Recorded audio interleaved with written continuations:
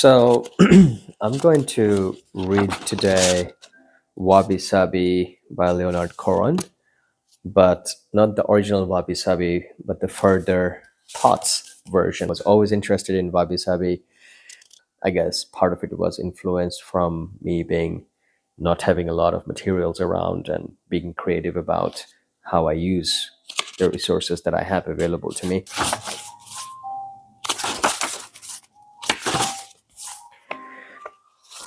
How Wabi-Sabi came to be, part one.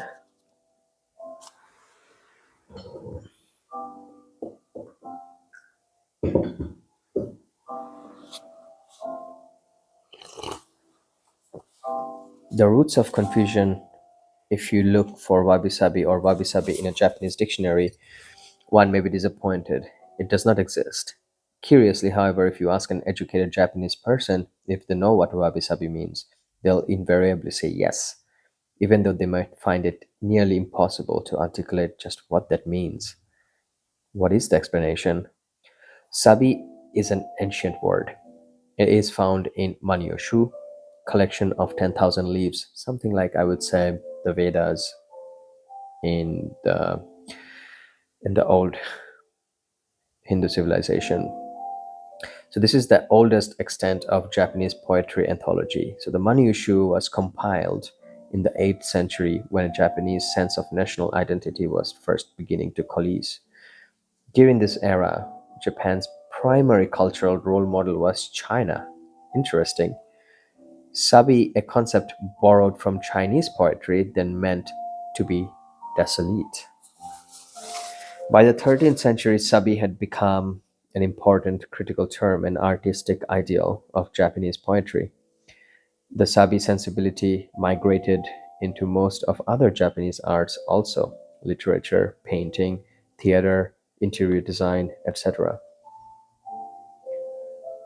The meaning of sabi in this period included taking pleasure in which that is old, faded, and lonely. The beauty of things withered. The sabi sensibility also extended to the notion of beauty residing in things worn, incomplete, imperfect, obscured, muted, and mismatched. The tea ceremony is known in Japan mainly as chanoyu, or hot water of tea, or sado, the way of tea, with the connotation of tea ceremony as a spiritual practice. Tea was originally brought to Japan from China by the Zen monks who used it ceremoniously to keep awake while meditating. I guess everyone needs coffee these days. Wabi, like sabi, was an old word found in Manyoshu. That's like the collection of 10,000 leaves, the oldest poetry anthology. It comes from a linguistic root meaning to apologize deeply or humbly. So here's the interesting part, I would say. Invention of the wabi tea. Wabi tea was conceived and developed in Japan during an epoch of intense social and political upheaval, a time of almost continuous warfare. It is probably fair to say that wabi tea began as an aesthetic accommodation to the catastrophic realities of the day. Many fortunes were lost and possessions were destroyed. Among the many things that were destroyed and demolished were valuable collections of tea and tea ceremony utensils, which were from Chinese origin. Substitute objects were needed: irregular and rough textured Japanese made surrogates. Interesting. Irregular and rough textured Japanese surrogates. Today, Japanese production is known to be some of the most carefully handcrafted and not something irregular and rough textured. The locus of tea invention, or wabi tea invention, was the tea room. The tea rooms were of intimate physical scale and relatively rustic. Intimate physical scale meaning small. They were often housed in small detached huts surrounded by gardens. Inside the tea room, insulated from the hardships and concerns of the outside world, artistic and philosophical values independent of those of conventional society took root. The leaders of the wabi artistic adventure were the tea masters, the accomplished planners, and the hosts of tea gatherings.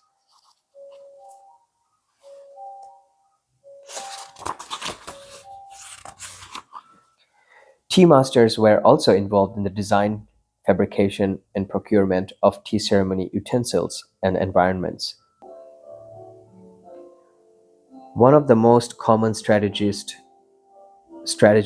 for the creation of wabi materiality was the reuse of old objects, or objects taken from non tea contexts, in ways that expressed new functions and or symbolic associations. For example, peasant rice bowls were repurposed as tea bowls. Empty oil bottles and medicine containers were upcycled for use as tea caddies. In a similar vein, of cracked, chipped, or broken bowls and other utensils being discarded, they were lovingly repaired, then put back into tea room service. I think this is the one visual of aesthetic materiality that is often associated with wabi sabi, which is not to discard something that is broken, not to look down at something that is rustic, but put it together meticulously, give it a new form, give it a new aesthetic, give it a new value. Interesting. So we'll stop it at here for today.